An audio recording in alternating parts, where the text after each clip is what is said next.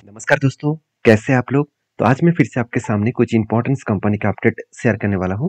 तो आज का वीडियो बहुत ही इंटरेस्टिंग होने वाला है, तो इस वीडियो को लास्ट तक जरूर देखना। और अभी तक अपने चैनल को सब्सक्राइब नहीं किया तो जरूर कर लेना। सबसे पहले मैं डिस्कशन करूंगा इंडियन रेलवे फाइनेंस कॉर्पोरेशन के बारे में, जिसका नाम हम लोग आईआरएफसी नाम से जानते हैं। देखिए, आईआरएफसी बेसिकली मुझे जितने सारे पीएसयू फाइनेंस कंपनी देखने को मिलता है उनमें से आईआरएफसी है। साथ ही साथ देखा जाए तो पीएफसी है, तो पावर फाइनेंस कॉर्पोरेशन भी है, तो आरईसी है।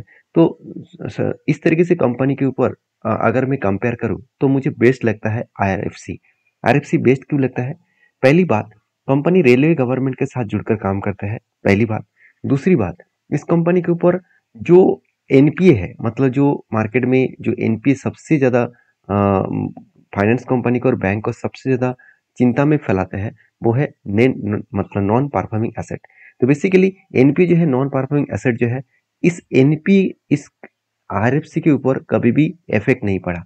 मतलब हमेशा इसका मैनेजमेंट इतना स्ट्रांग है, वो एनपीए को हमेशा जीरो के आसपास रखते हैं।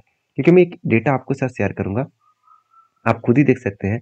कंपनी की जो बिजनेस है, इस बिजनेस में आरएफसी ने टोटल जो बिजनेस के 100%।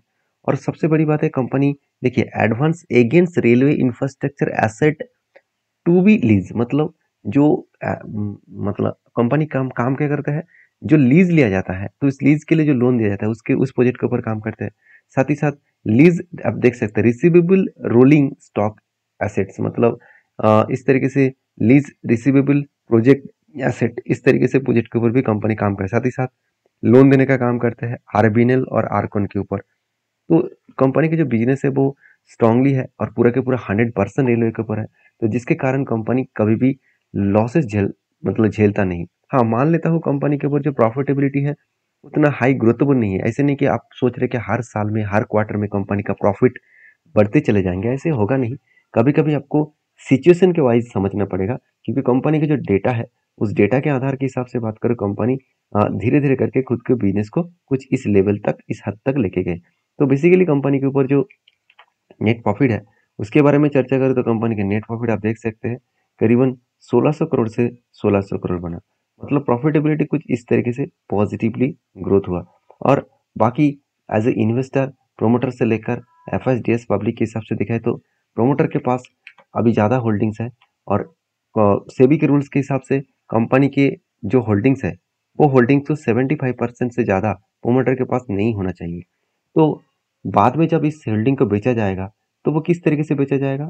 ओएफएस के माध्यम से, ऑफर फॉर सेल के माध्यम से इसको बेचा जाएगा। तो इस चीज़ों को याद रखना, कोई भी कंपनी से अगर ऑफर फॉर सेल के माध्यम से प्रोडक्ट को बेच रहा है तो इसका मतलब कंपनी में कुछ ना कुछ तो मतलब सिचुएशन बना है। वो सिचुएशन क्या है? वो है कंपनी का ज़्यादा होल्डिंग। तो बेसिकली इस कंपनी के ऊपर मैं जितना पॉइंट्स है उतना पॉइंट में आपके साथ एक डिटेल्स वीडियो जल्द से जल्द लेके आने वाला हूँ। और मैं इस वीडियो को आपके साथ शेयर करूंगा क्योंकि मैं जितने सारे गवर्नमेंट पीएसयू कंपनी है उसके बारे में चर्चा करूंगा, और आपको ये भी बताऊंगा कि मेरे कौन सा कंपनी के ऊपर सबसे ज़्यादा इंटरेस्ट है, कौन सा कंपनी के ऊपर मैं लॉन्ग टर्म के लिए रहना चाहता हूँ। तो बेसिकली आरएफसी के ऊपर फिलहाल के लिए जो मैं स्विंग बेसिस में जो काम करता हूँ, शॉर्ट टर्म बेसिस में जो काम करता हूँ, उस हिसाब से बात कर रहा हूँ। अभी फिलहाल के लिए देखिए, कंपनी एक बहुत बड़ा अनाउंसमेंट किया, the surprise winners in the race to 400 trillion. तो एक एक अपडेट है इस कंपनी का जो मैं आपके साथ शेयर किया हूँ। अभी आरएफसी के ऊपर जो टेक्निकली चार्ट पैटर्न बना है आप खुद ही देख सकते हैं। जब यहाँ पे एक रेंज क्रिएट हुआ, रेंज मतलब यहाँ पे एक रेंज बना था, उस रेंज को जब ब्रेकआउट किया तब एक अच्छा खासा जर्नी हुआ था। अभी देखिए एक धमाकेदार रेंज क्रिएट हुआ है, एक रेंज बाउंड ट्रेड यहाँ पे क्रिएट हो रहा है। ध्यान से इस चीज़ों को देखना, मैं सारे डेटा को क्लियर कर रहा हूँ, आपको ईजी समझ में आए, जिसके कारण यहाँ पे देख सकते हैं कि कंटिन्यूसली क्या बना, buying candle buying candle buying candle बनते गया। तो जो टोटल कुल मिलाकर जो 5 बाइंग कैंडल बना, तो इस 5 से 6 बाइंग कैंडल बना, इसको अगर रेंज के हिसाब से मेजर किया जाए तो 50% का रेंज बना है। तो इस तरीके से रेंज में ट्रेड का इस बेसिस में लिया जाए, जब भी इस नीचे लेवल का टच करेंगे तब मैं क्या करूंगा, यहाँ पे एंट्री लूंगा और मेरा हायर लेवल में टारगेट रहेगा। इस तरीके से रेंज के बेसिस में बहुत बार ट्रेड कर चुका हूँ, और जितने बार मैंने ट्रेड किया उसके कारण मैं आपको समझा चुका हूँ कि जब भी देखिए इस तरीके से कोई रेंज बनेगा, आप ध्यान दीजिएगा वॉल्यूम के ऊपर, तो हाई वॉल्यूम दिखेगा। इसका मतलब ये कोई मतलब हम लोगों को रिटेल पब्लिक जैसे इन्वेस्टर यहाँ पे इन्वेस्ट नहीं किया है।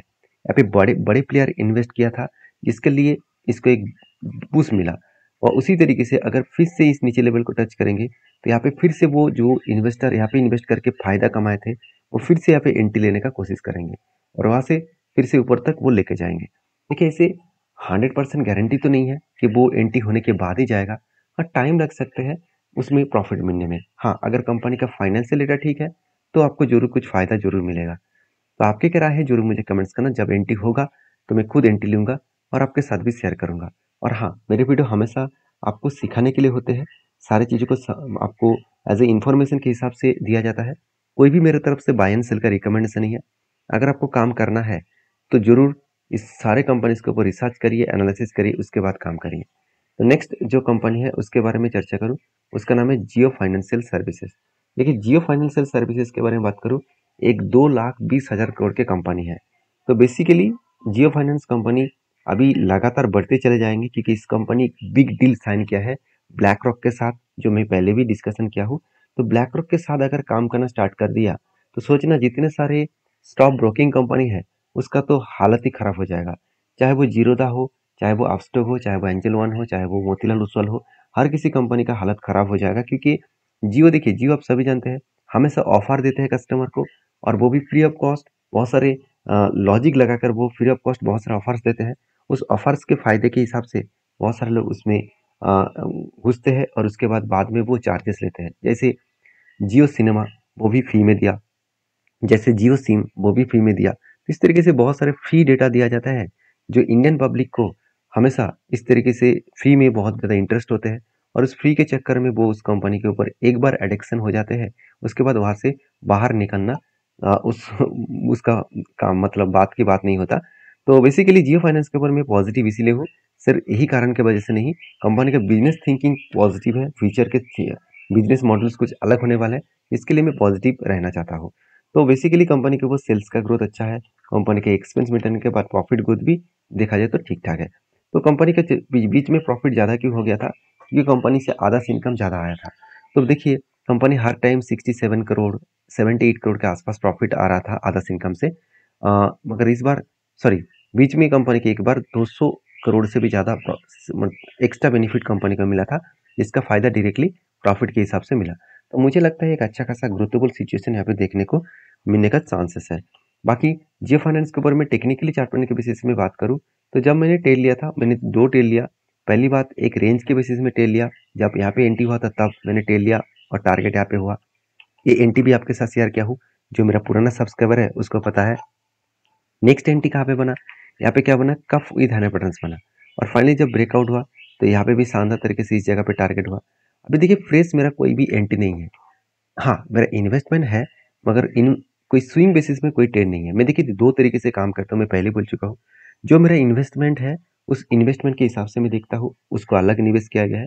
और जो ट्रेडिंग पर्पस में काम करता हूँ, स्विंग बेसिस में, ऑब्वियसली ट्रेडिंग मतलब शॉर्ट टर्म बेसिस में मैं काम करता हूँ, स्विंग बेसिस में काम करता हूँ, कोई भी इंटरडे ट्रेडिंग में नहीं करता हूँ। हाँ, इंटरडे ट्रेडिंग में पहले करता था, मगर अभी टाइम नहीं मिलता है और ट्रेडिंग के पर्पस में मैं उतना टाइम भी नहीं लगाता हूँ। हाँ, जो लोग को वो टाइम है, जो रिसर्च ज़्यादा करते हैं, तो उसके लिए इंटरडे ट्रेड बहुत शानदार है मुझे लगता है। क्योंकि इंटरडे ट्रेड जो है वो कुछ अलग लेवल का है। तो इसके लिए स्टडी अलग लेवल का करना पड़ता है, टेक्निकली चार्ट पैटर्न, साइकोलॉजी, बहुत कुछ जानना पड़ता है। तो बेसिकली इस कंपनी के ऊपर फिलहाल के लिए मुझे लगता है जिस तरीके से करेक्शन हो रहा है, उस नीचे लेवल को टच कर सकते हैं। इस नीचे लेवल को टच करने के बाद ही ऊपर बाउंस बैक करने का चांसेस रहता है।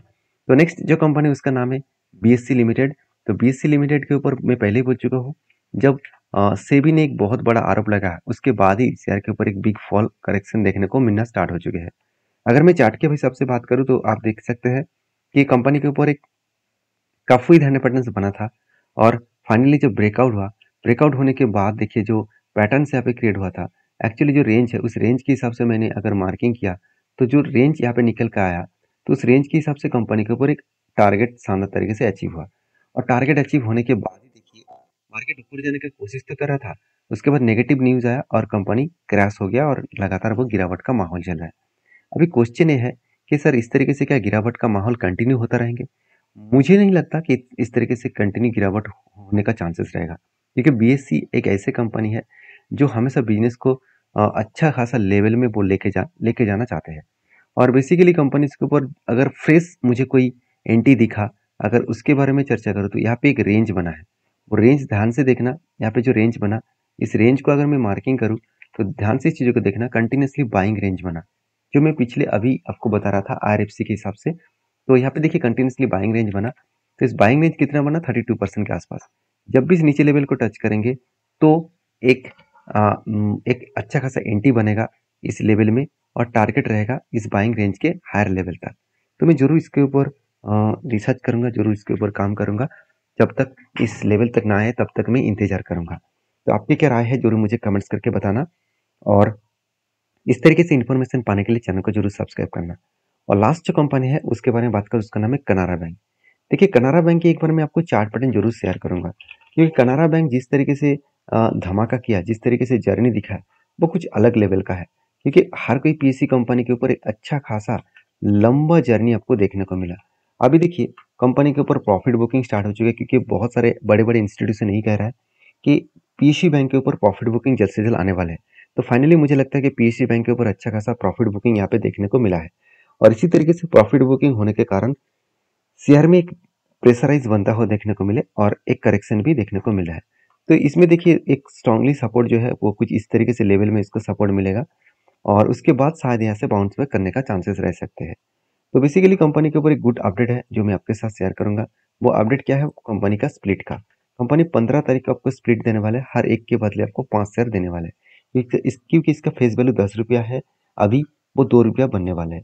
तो ये था कुछ कंपनीज का अपडेट। वीडियो में जानकारी अच्छा मिले तो प्लीज़ लाइक करना, और इसी तरीके से इन्फॉर्मेशन पाना है तो चैनल को सब्सक्राइब करना। और हाँ, मेरे वीडियो में कोई भी बाय एंड सेल का रिकमेंडेशन नहीं है। हमेशा अगर काम करना है तो प्लीज़ एक बार सोच समझ कर स्टडी करके ही काम करना। तो मिलते हैं नेक्स्ट वीडियो में, तब तक के लिए धन्यवाद।